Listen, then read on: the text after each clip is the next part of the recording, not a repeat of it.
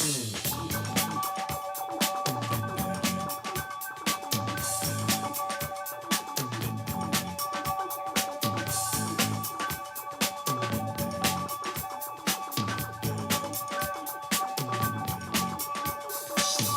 may find yourself living in a shotgun shack, and you may find yourself in another part of the world, and you may find yourself behind the wheel of a large automobile, and you may find yourself in a beautiful house with a beautiful wife, and you may ask yourself, well, how did I get here? Make it taste of life. And welcome to Butch Maxwell's Complete Waste of Airtime today for Wednesday, October 4th. So good to be here. Good to be here with Lola. How are you, Lola? I am well, and the weather is just perfect. It's just perfect weather. This is just great. It's a very slight chance of rain, somewhere between the 5 and 7 o'clock hours today, but it really doesn't feel much like it at all. I think it's going to be a really great day. It was beautiful yesterday, too. We'll take this when we can. We've got a few things on the agenda for today. I want to talk a little bit about some healthcare rankings that just came out, showing the United States is not doing very well as compared to other high-income countries. And later on this hour, we're going to have Bruce Wheeler joining us on the line. He's going to be talking about the Wheeling Heritage Blues. What is it? The Heritage Music Blues Festival. Yes, That's how it is. yes. I almost said blues music. No, Heritage Music Blues Festival. Yes, I've been there many times. I just don't know what it's called. It's just my jamboree. Yeah. That's what I call it. It That's is. my It's jamboree. It's your in jamboree. Hills, yeah. Are you working on Friday, or are you going to be down there? Well, I'll be down there. But you're gonna- But yeah, I got to Yeah, work. you got to work. Run home, Yep. get the beer. Yep. There you go. Now, do you have a place? Do you guys get No, it? we don't do a tent. But you do get weekend passes, right? Yeah. Yeah. Yeah. Oh, yeah. Be a good time. The lineup looks incredible, and we'll talk about that to Bruce. In fact, one of the acts that's playing on Saturday, I saw this past Saturday. There was the Pittsburgh Blues and Roots Festival happened this past weekend, and I think it's been going on a while. But the act that I came in and saw that they were playing when I got there was Soulful Femme, and I missed a lot of them, but I'm really eager to hear. They're just a terrific band, an amazing lead singer, and a female lead guitar player who is just badass. Can I say ass on a badass on? You know? She's tough. She is really something. So I'm really looking forward to that. But Bruce always does a great job with the Blues Festival. This is the 20th year, I think, or at least the 20th annual. I suppose you can still call it the 20th year. Yeah, Even. last year didn't count. Yeah, we'll just take a bite Yeah. on that. Yeah. But so that's something that I am certainly looking forward to. If you were anywhere in the area of Warwood last night, you might have heard the sounds of rock music wafting over the hills. But the M80s played there last night. We had a wonderful crowd. It was just a really, really good time. And sort of ends my high season of summer concerts, for at least the ones I'm playing anyway. But I intend to go see the Blues Festival. I'm going to be there at least on Saturday, probably. I don't know whether I can be there tomorrow or not, but on Friday. But Saturday I'll definitely be there, and Sunday I think. Looking forward to that a lot. There's other stuff going on though in the Ohio Valley, and maybe we could just do that right now, just before we get into a whole lot. I know Olivia probably covered the Waterfront Wednesday is tonight is Wednesday, and we've got Vince Villanova, this big band, at Heritage Porch, 7 o'clock, free. 7 to 9, and it's always a good time. The concert series on Tuesdays and Wednesday nights in Wheeling throughout the summer is it's back. It's in full gear. It's going great. And I was talking to Josh about some of his plans for the next couple of years, and he's got some really good ideas. So I'm looking forward to enjoying the rest of these shows. But yes, Vince Villanova's big band. I think Vince has actually been dead for a number of years. Or am I mistaken on that? I have no idea, But, but I adore big band music. Yeah, I just adore it. And they're the premier band around here for big band music. So definitely check that out. Tomorrow night you can hear my very good friends the Muddle playing at Chaps over in Belmont, Ohio. They start at 6:30. It's kind of an early gig for them, but 6:30 the Muddle at Chaps in Belmont, Ohio, and also tomorrow night. Roger Horde, my very good friend Roger Horde, is going to be playing at the Tiltonsville Gazebo. They're in Warren Township, and that starts at 7 o'clock. And it's just going to be Roger, all on his own. And if you've seen Roger play, you know he's more than enough. So, Absolutely. yeah, so that's good. Jim Bursey will be playing at Ogilvy's Barbecue, the Route 88 Barbecue at Ogilvy Park on Friday evening. I think they get underway about 7 o'clock there.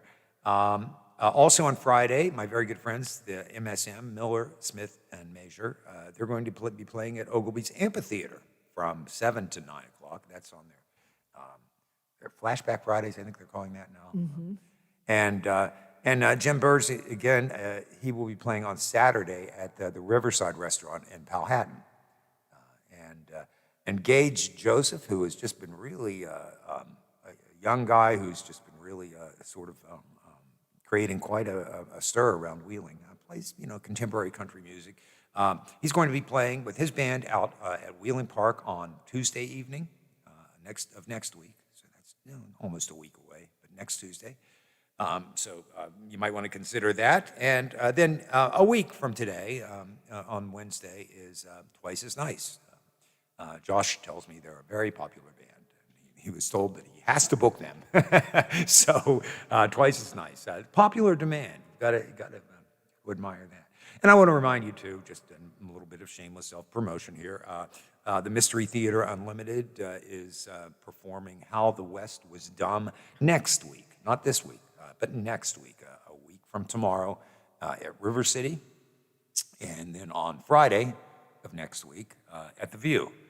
And you can make your reservations in advance by calling River City at 304-233-4555. Only $20 for dinner and a show, and it's a great show. It's so much fun. We've got I play a cluelessly inappropriate cowboy hero in this show, dressed all in white, and my character has no idea that he's like a racist, or I mean, he's not like an evil racist, like he hates people that Indians say or something like that. He just doesn't understand them, and so he's just kind of I don't know, a nice guy who's just completely inappropriate and wrong. So you might want to come and see if he's the guy who gets to die in this show, because we do like to serve justice in Mystery Theater as well as make you laugh. So it's a fun time, and if you are culturally sensitive, no, we don't stereotype people or anything like that. We try to break those stereotypes. So that's Mystery Theater next Thursday and Friday. So please come out and see it. It'll be the final presentation of How the West Was Dumb. So if you want to catch that one, then do it in August, because come September, we're moving on to a new show.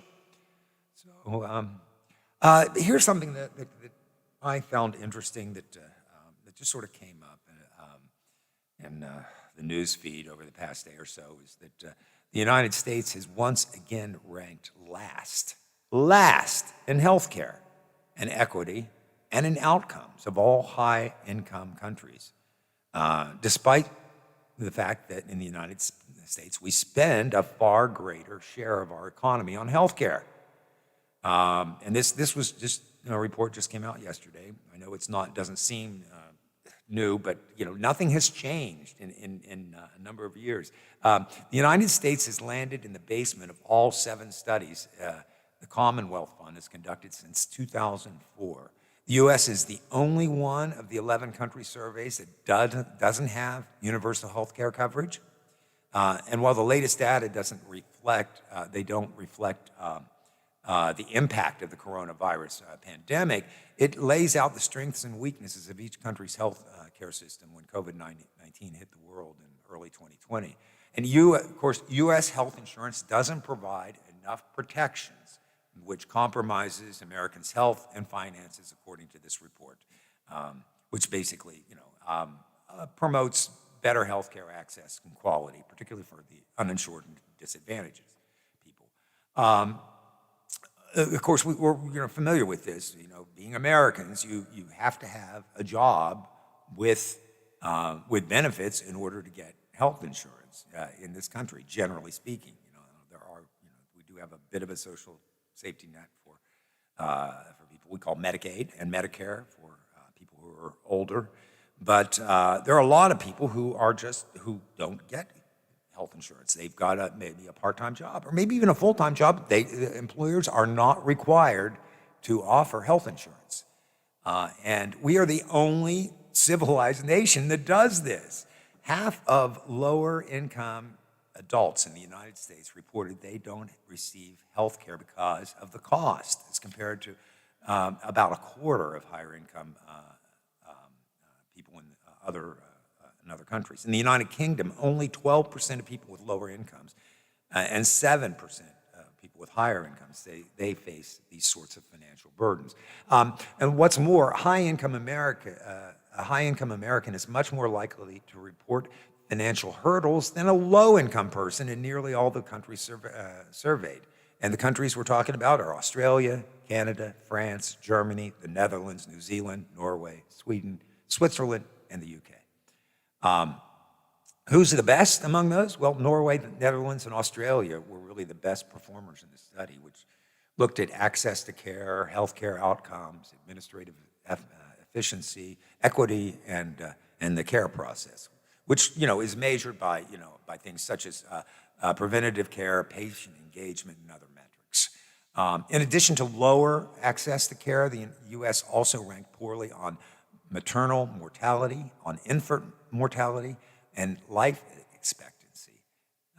And the deaths were potentially preventable with timely access to care, according to the survey. And the United States lands at the bottom when it comes to administrative efficiency because of the time providers and patients have to spend dealing with paperwork. Oh, did I just snicker? Yeah, you did. That's fine, yeah. We duplicate medical testing, there's insurance disputes. The one area in which America actually excelled was care process, where it earned second place. The nation outperformed in terms of rates of mammography screening and influenza vaccination for older adults, as well as a share of adults who talked with a health care provider about nutrition, smoking, and alcohol use. So, yeah, I guess we don't suck at everything, but almost everything, and almost everything is important. Adults in the U.S. and Norway reported the highest usage of web-based portals for communicating medical concerns and refilling medications. Nothing wrong with that as far as I can tell. But among those with chronic illnesses, though, American adults were among the most likely to discuss goals, priorities, and treatment options with their providers, though less likely to receive as much support as they felt that they needed. So once again, we're really good at educating people. They come from all over the world to go to our medical schools here and our nursing programs. So we do a great job, and all the metrics show that we do a great job of training people in the medical profession, but it falls apart after that. And I think a lot of this, the reason why it falls apart is because we're using the capitalist model for something that shouldn't be driven by whether or not you could afford it. Bureaucracy. Yeah. Bureaucracy is the big reason, and it's not just, if you only had to deal with like Canada or the UK or any of those European countries where, I hate to use the term socialized medicine, but that's exactly what it is. That's what it is. So you're not having to jump through hoops on every level. Yeah. There's a set price for everything. There's not going to be any big surprise. One of the things that just is, they've really been focusing on like news magazine type things, is these surprise bills that you get. One of the big ones is a colonoscopy. Oh, yeah. You know, they tell you, oh, get Cologuard, that, Yeah. thing where you do the sample and you send it in. Well, if they get back to you that there could potentially be a problem, that it just wasn't completely perfect, Right. and then you're told that colonoscopies are preventative and that you shouldn't get billed for it, but because something showed up on that Cologuard, all of a sudden you think it's going to be a free test, and you go in and you're hit with thousands of dollars in bills because no longer then is it preventative, it's diagnostic. And so they're really, and that's just, none of that is explained to people. Yeah, yeah. And they said, well, like with the Cologuard people, they said, well, we don't really want to put that on our information because it would discourage people then from getting the test. Well, yes, Yeah. that could be, but so do the bills Yes. discourage you. Yeah. Yeah. So it's just these surprise billing things. That's got to stop. Ambulances, ridiculous. I heard the story of a woman who fell onto a subway platform and was being pulled, and she hurt herself. And she didn't get hit by the train, but people pulled her from that, and she was hurt. And she said, "Please don't call the ambulance. It's going to cost $3,000, and I don't have it." I know. It's People crazy. they're denying trips in an ambulance because they know how much that bill is going to be. Yeah. Our EMS services are not regulated at all in this country. And this is not to disparage the workers who are working to save lives in EMS services. I don't mean to say that, but there's no regulation. There's no, we shouldn't be hit with these surprise bills like this. I just heard a story too the other day about somebody that got hurt, was unconscious, so they took him to the nearest hospital, and he spent quite a bit of time there, then had to be transferred somewhere else, and he gets this exorbitant bill. And he said, but I had two insurances. He was covered by two insurances, and their reasoning was, you were out of network. Well, how in the hell is he supposed to know? He's knocked out. Yeah. Right. So, and I don't crazy. I don't understand why we allow for-profit companies to dictate our medical care, and that's exactly what's happening. That's what I said about using the capitalist model for this. It just does not work. It's horrible. And I think people. This is not to say that doctors and nurses and everybody who supports the medical industry deserves to be paid well, but the profiteering from this is just ridiculous. And you've got a number of bad players in this. You've got the insurance companies that totally profit from this. What real service do they do for us? Is there anything that they make screen out unnecessary procedures? Is that but really, what benefit does anyone get from your insurance company? And tell me this: do you love your insurance company? Does anybody love their insurance other than maybe if you work for an insurance company? You don't. Nobody cares about their insurance companies. That what they want is to be covered. When you and I were younger, way younger. Yeah. I particularly remember, my dad had Blue Cross and Blue Shield through Chrysler. It was only for emergencies. You went to the doctor, and Mom would write out a check to the doctor, which would be, almost nominal. Same with prescriptions. There was no this outrageous cost of prescriptions these days is just ridiculous. It is, yeah. But you only had insurance card for if you went to the hospital and it was serious and you had to stay. Yeah. Yeah. Yeah. That kind of thing. Whatever happened to just paying your damn doctor? Yeah. I mean, it cuts out all the middlemen. Yeah, it does. It does. Well, part of it is that that we've moved to realize that you should go to the doctor for wellness, and so that makes sense, that we should, there ought to be some way that, I think insurance companies have tried to encourage people to go for wellness visits, and so they make that so that you don't have to pay for that. But the pharmaceutical industry in particular has just been just profited. Why should Americans pay double More than double. Yeah, more than double. Yeah, for a prescription? You can go to Canada and get so much, and it's the same pill. It's just crazy. It's just crazy. So, we definitely Go to your vet's pharmacy. yeah. I'm kid you not. Yeah. So many things that you give your pets Yeah. are exactly the same that you would get, and yet at a fraction Yeah. of the cost. This medical advice is given only as a guideline. Do not That's go right. out and. This is all anecdotal. Yeah, right. but that's true. I mean, my brother, we've just been cleaning out my parents' house and preparing it for sale. So we've come across all these things. So we had some dog medicines, and some of it was like just saline. And he said, "Well, I can keep this. This saline is good for So in some cases, yeah, you can it'll transfer right over. But yeah. Well, let's take a break. Yeah, let's do that. Let's take a Bruce break. is coming Bruce, in. oh, he's coming in. He's coming in. Wonderful. All right. Well, we'll be right back after these words with Bruce Wheeler from the Wheeling Heritage Music Blues Festival. Got it right that time. You're listening to Butch Maxwell's Complete Waste of Airtime here on the Watchdog Network. Auto Centers, Mall Road, St. Clairsville. Get the best deal at Thomas Auto Centers.